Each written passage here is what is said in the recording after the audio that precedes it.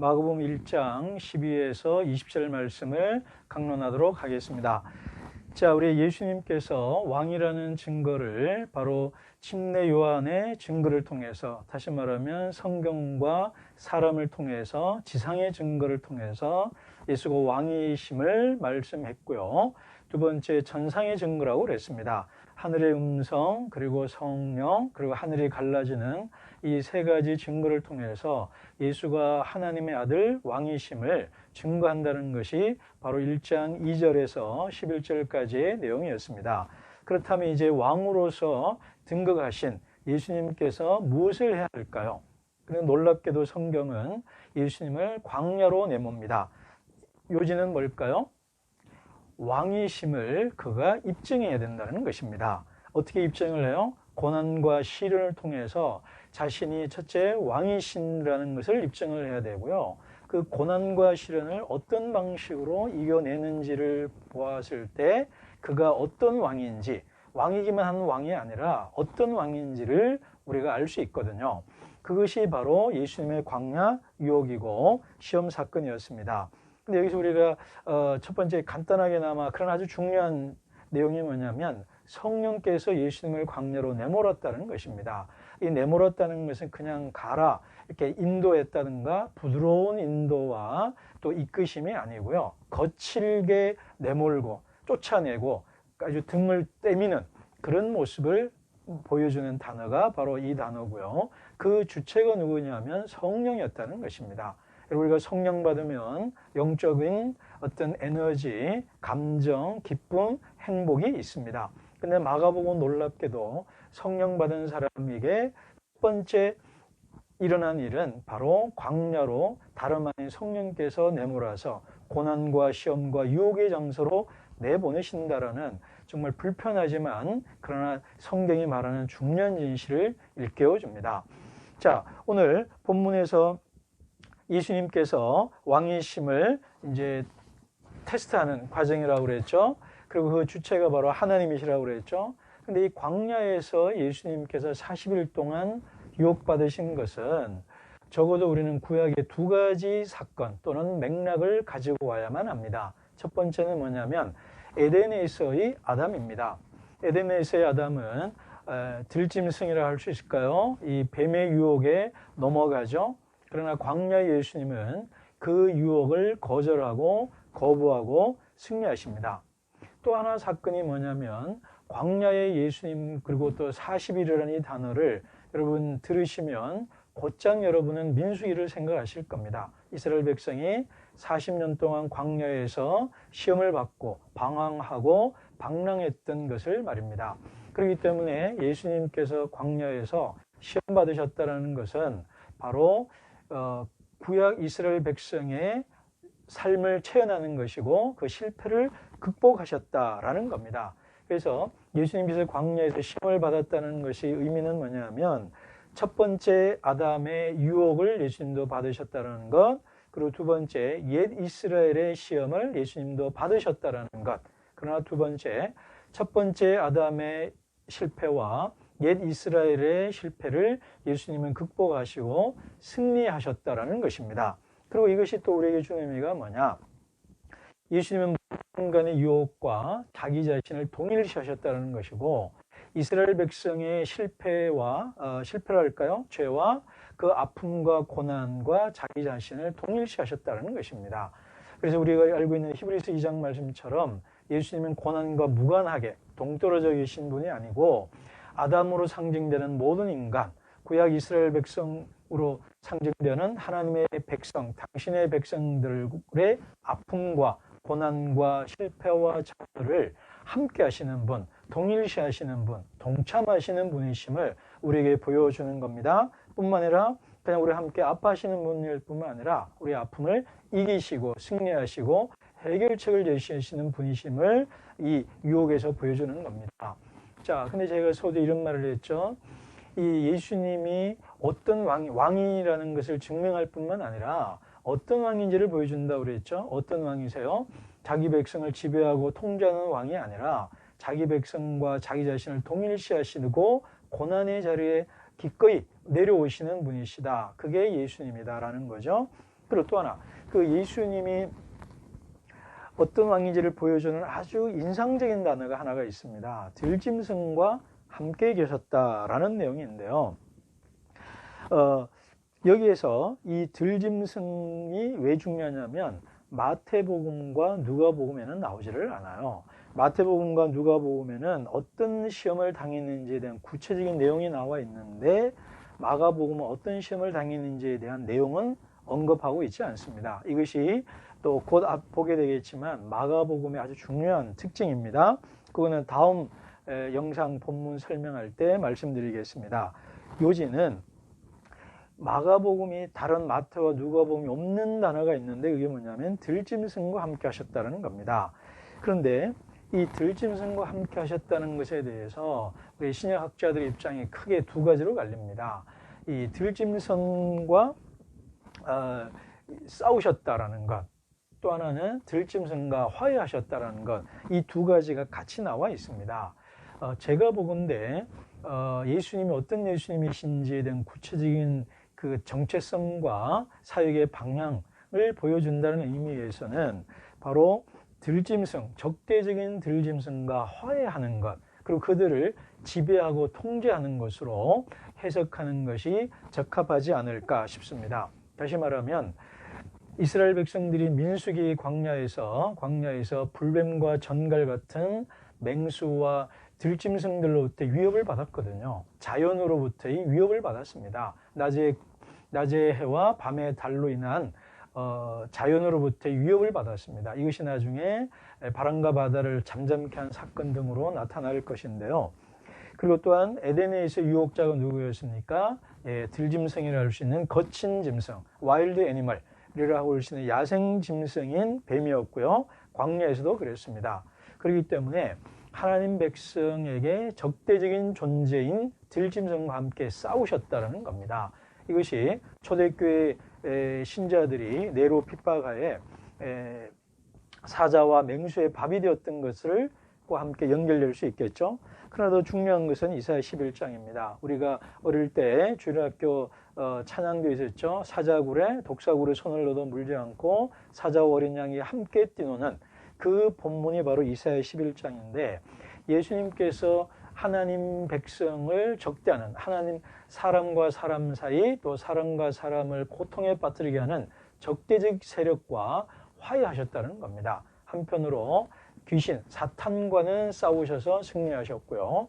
또 하나 들짐승과는 화해하셨다는 것입니다. 악의 세력과는 궁극적으로 악의 세력은 축출하시고, 그리고 인간과 인간의 자연과 환경과는 바로 화해하셨다는 것이 오늘 우리 본문에서 주목해야 될 내용이라는 것입니다.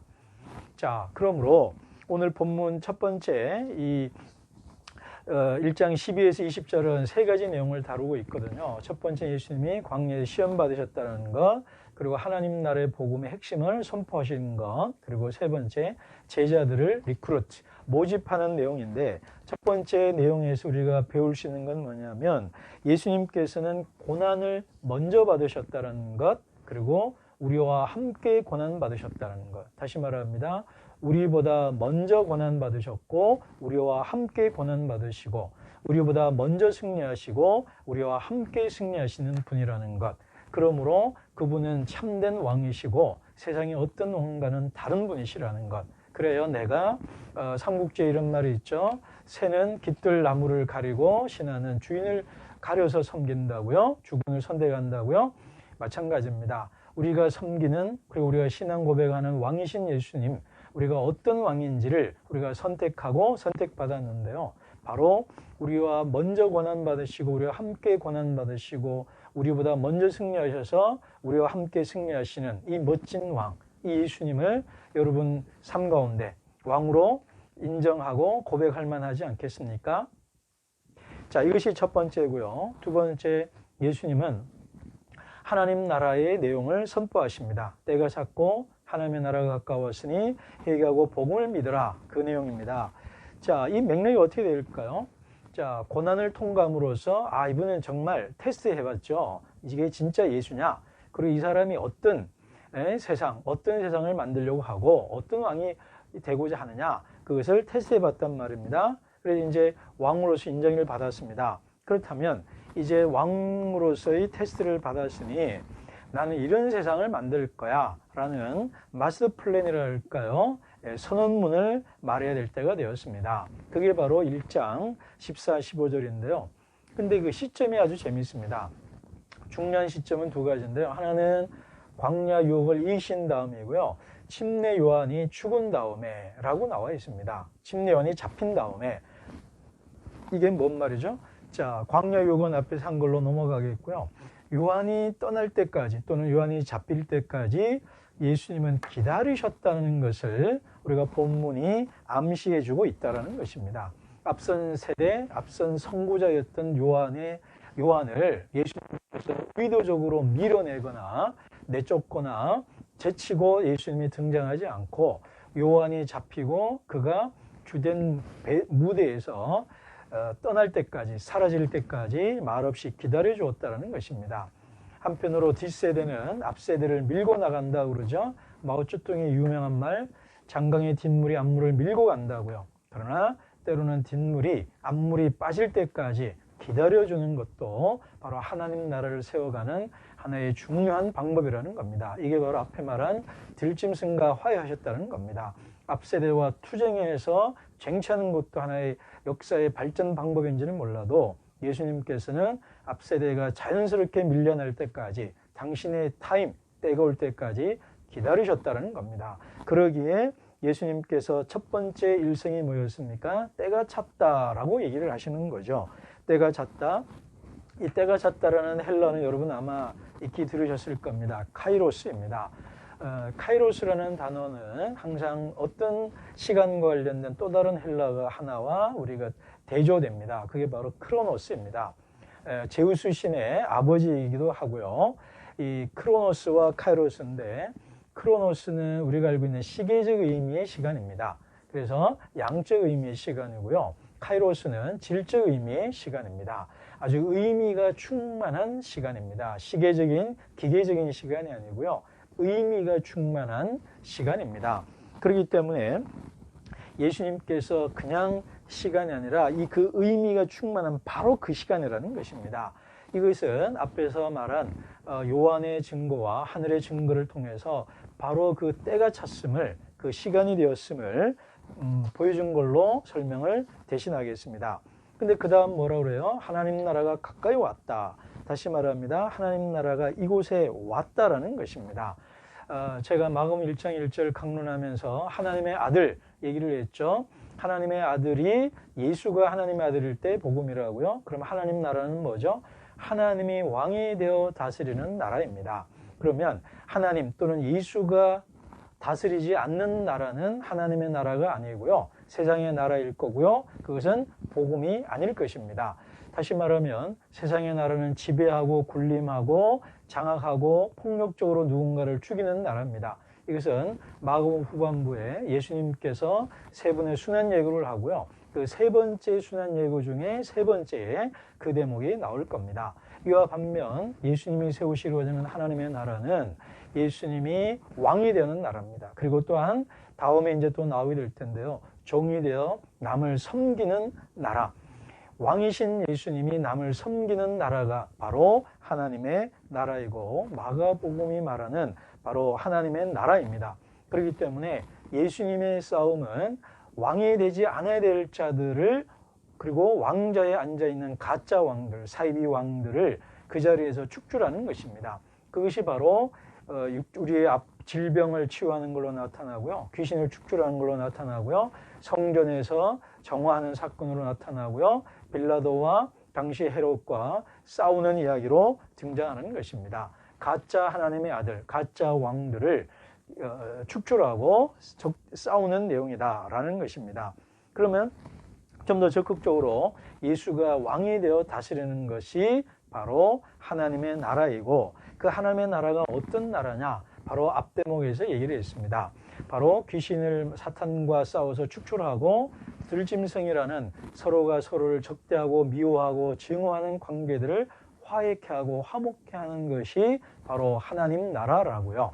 그것으로 예수님이 말하는 하나님의 나라를 설명하는 그것을 대신하겠습니다. 정리하겠습니다.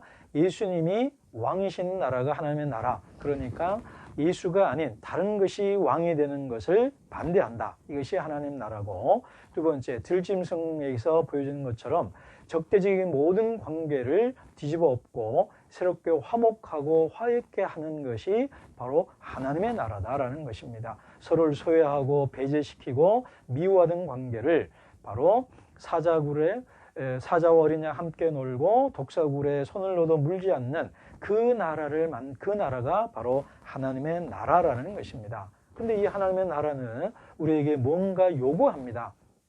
적극적으로 요구하고요. 소극적으로 우리가 나도 모르게 어떤 반응을 하게 됩니다. 그 반응을 이렇게 말하죠. 회개하고 복음을 믿으라 라는 것입니다. 두 가지 단어를 주목해야 됩니다. 회개라는 단어와 그리고 믿음이라는 단어입니다. 여러분, 회개라는 말을 들으면 대부분의 어떤 걸 생각하십니까?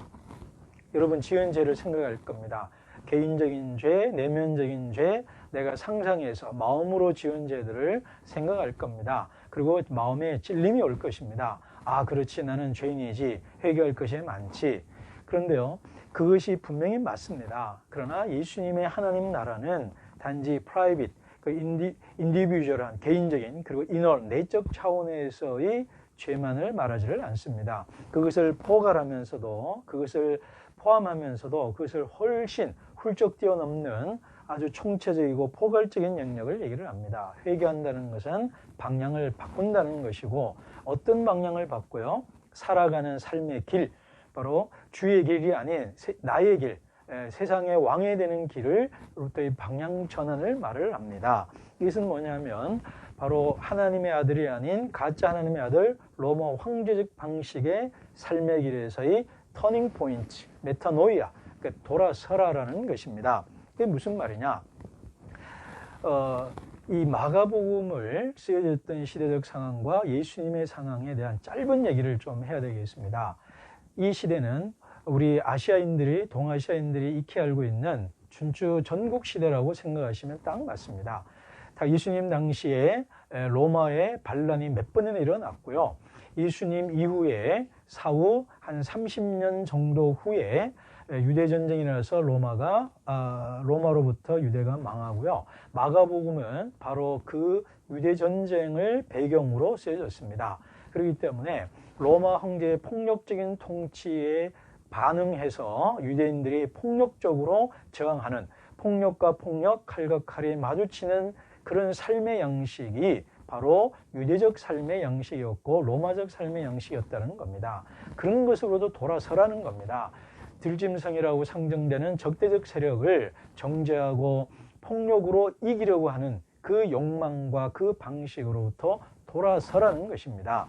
그래서 우리 개인의 삶과 함께 타인을 지배하고 군림하고 타인을 매니플레이션, 조종하고 지배하려는 그 욕망, 바로 선악과를 먹고 내가 세상의 주인이 되려고 하려는 그것으로부터 돌아서라라는 것입니다. 그게 바로 회개하라는 것입니다. 그것이 바로 하나님 나라에 합당한 삶의 라이프 스타일이기 때문입니다.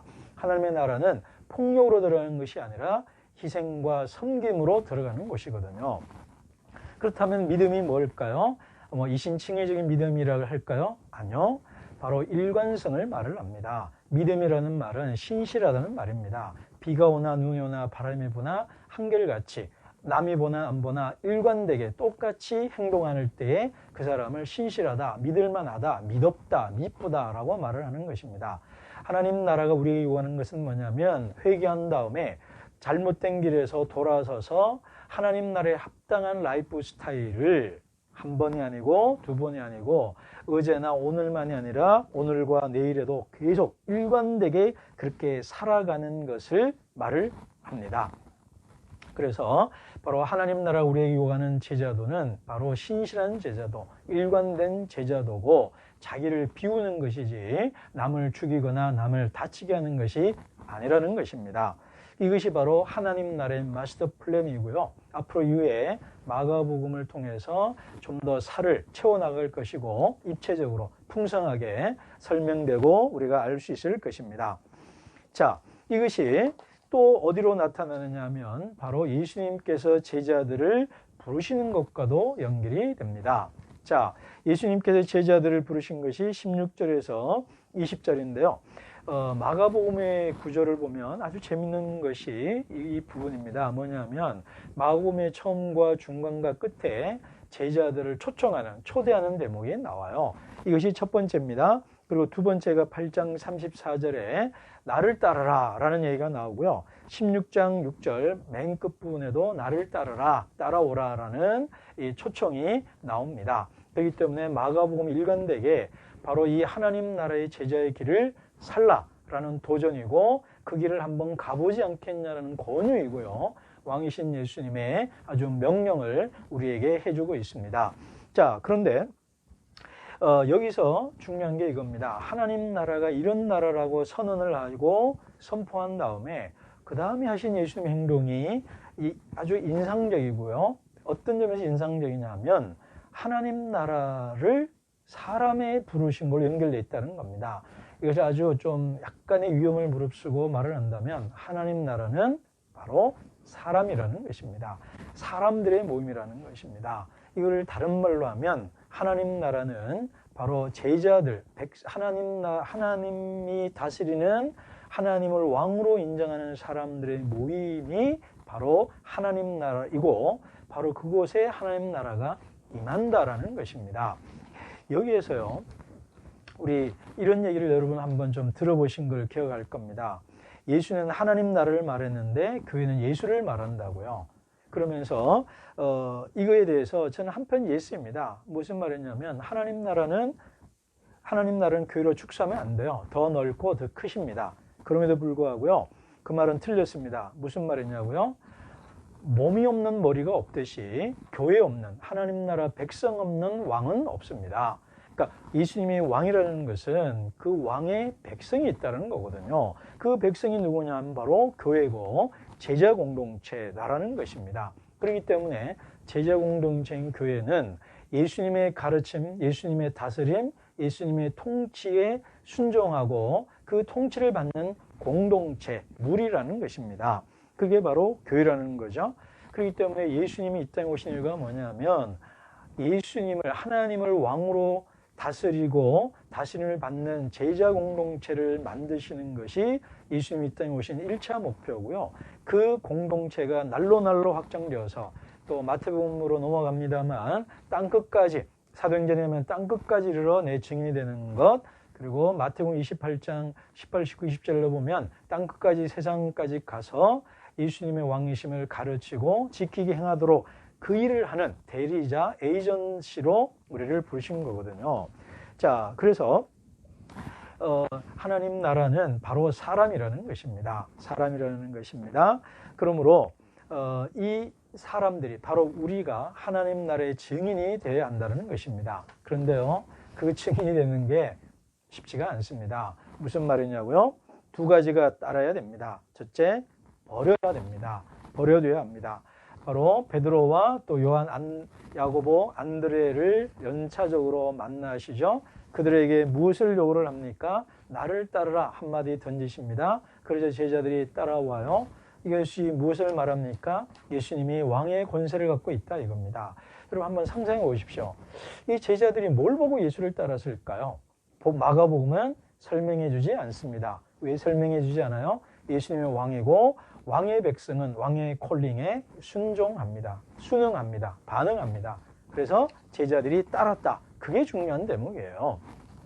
그리고 그 따르기 위해서 뭘 해야 되냐면 버려두고 남겨두고라는 겁니다. 뭘 버려두었어요?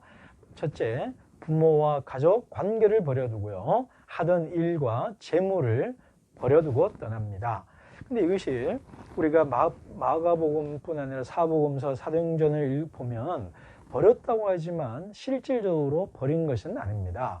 그들은 여전히 베드로에게는 장모와 집이 있었고요. 나중에 고기 잡으러 가자라고 떠나가잖아요. 그러니까 그들은 여전히 갖고 있습니다.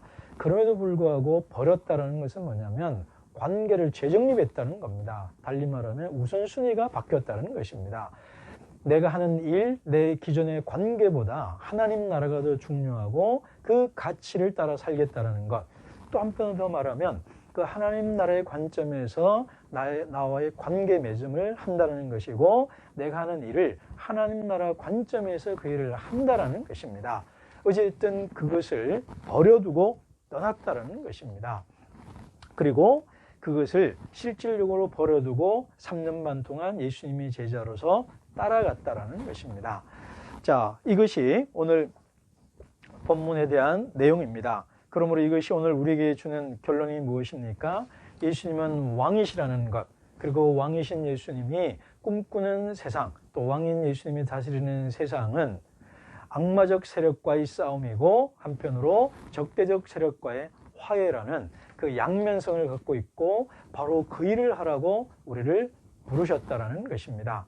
자, 다시 한번 묻겠습니다. 예수님의 부르심을 들으셨습니까? 그리고 예수님이 나에게 무엇을 요구하고 있습니까? 버리고 따르라는 명령에 베드로처럼 따라가는 저와 여러분이 되기를 주의 이름으로 축복합니다.